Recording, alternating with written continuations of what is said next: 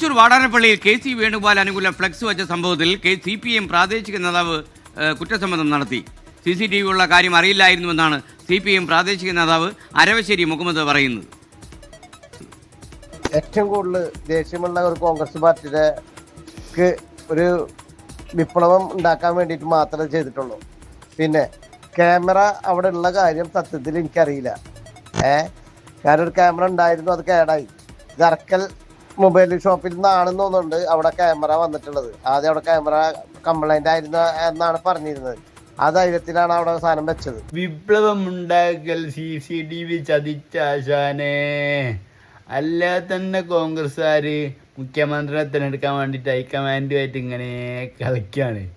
അതിനുള്ളിൽക്കൂടെ ഒരു കുത്തിത്തീർപ്പ് ഉണ്ടാക്കല്. ഇനി വിപ്ലവം ഉണ്ടാക്കുക എന്നല്ല പറയുക, കുത്തിത്തീർപ്പ് ഉണ്ടാക്കുക. എന്തായാലും CCTV ആണെന്നത് താരം. ശരി താല്.